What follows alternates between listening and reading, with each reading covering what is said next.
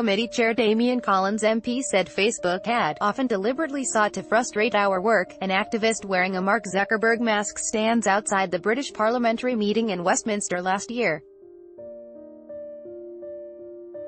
Credit.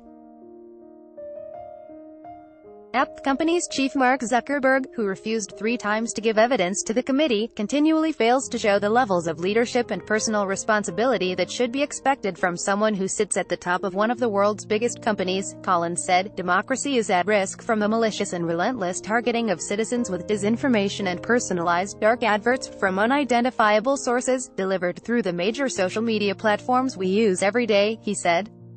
Much of this is directed from agencies working in foreign countries, including Russia. The big tech companies are failing in the duty of care they owe to their users to act against harmful content, and to respect their data privacy rights. Companies like Facebook exercise massive market power which enables them to make money by bullying the smaller technology companies and developers who rely on this platform to reach their customers. Facebook ads combating fake friends appeared in Sydney and Melbourne late last year. Credit. Peter Bragg. These are issues that the major tech companies are well aware of, yet continually fail to address. The guiding principle of the move fast and break things culture often seems to be that it is better to apologize than to ask permission. Collins said it was time for a radical shift in the balance of power between platforms like Facebook on the one hand, and citizens and government on the other. The committee wants governments to force tech companies to follow a code of ethics that defined the kind of harmful content they were required to delete. If they fail to act against harmful and illegal content, they should face large fines. Facebook should not be able to evade all editorial responsibility for the content shared by its users, the report found.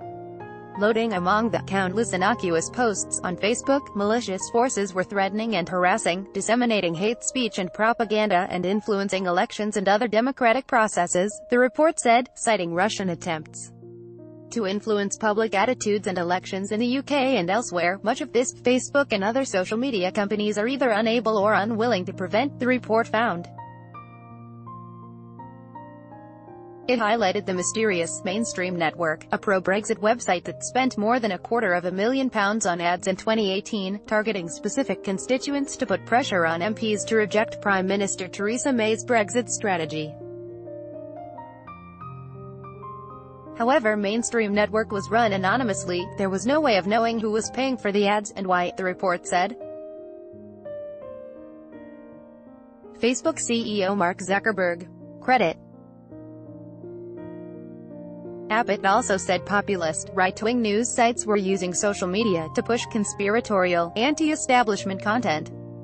One such site helped far-right activist Stephen Yaxley Lennon, also known as Tommy Robinson, become the second most popular British political figure on Facebook.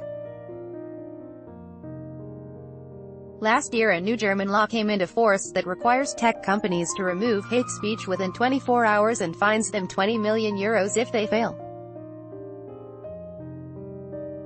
Also last year, France passed a law allowing judges to order the immediate removal of online articles judged to be disinformation during election campaigns. The committee recommended new regulations on digital political advertising, calling for absolute transparency that would allow anyone who saw an online political ad to determine who made it, who uploaded it, who paid for it, and what country they came from. The proposed UK regulator would also help users check what data a tech company held on them. And the committee wants an audit of the advertising market on social media, and an official investigation into whether Facebook was using its market power, vested in the value of the data it holds on its users, to decide which businesses succeed or fail. Companies like Facebook should not be allowed to behave like digital gangsters in the online world, considering themselves to be ahead of and beyond law, the report said.